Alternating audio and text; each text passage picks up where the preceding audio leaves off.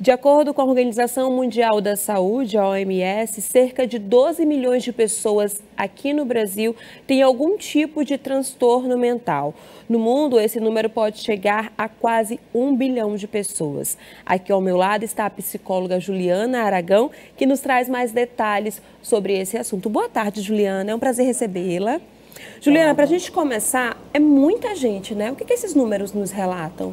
Então, bem antes da pandemia, a gente tinha uma ideia do que seriam os transtornos mentais, que era muito estereotipado, muito cheio de preconceitos. Sim. Depois da pandemia, nós vimos a importância de cuidarmos da nossa saúde mental. E como que os números eles têm avançado de forma muito rápida.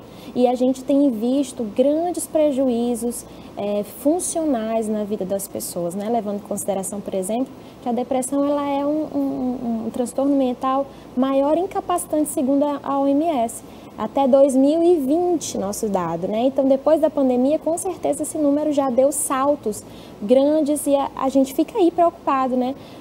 E com essa importância de falar, de fomentar a saúde mental como algo positivo, como cuidado mesmo na saúde. E aí, Juliana, dia 10 de outubro, né, é celebrado aí o Dia Mundial da Saúde Mental. Você como psicóloga, você como atendendo pessoas, né, que têm transtorno mental, qual é a importância de se instituir um dia? Então, a gente fala muito sobre a conscientização, né?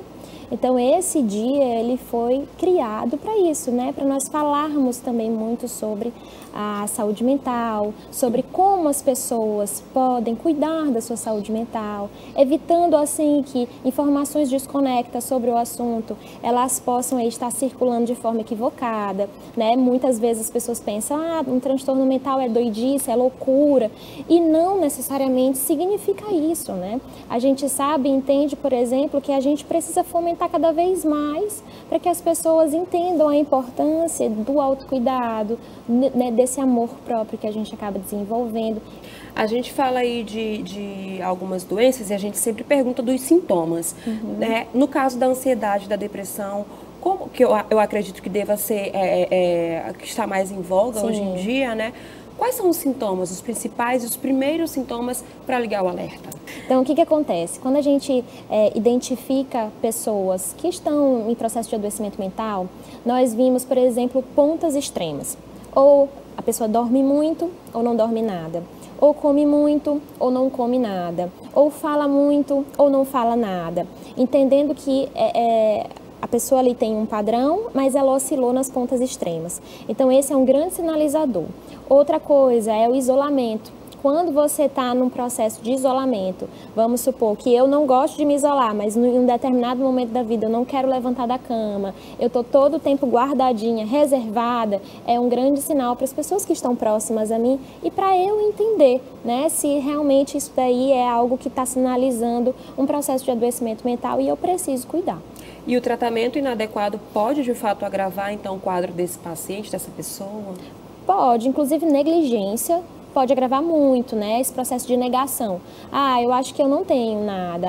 Eu vou tomar uma cervejinha. Não que você não possa tomar a sua cervejinha, né? Mas que só isso não é algo que resolve, não é resolutivo. É paliativo, como a gente chama, né? Esconde ali um pouquinho, mas não resolve aquele problema.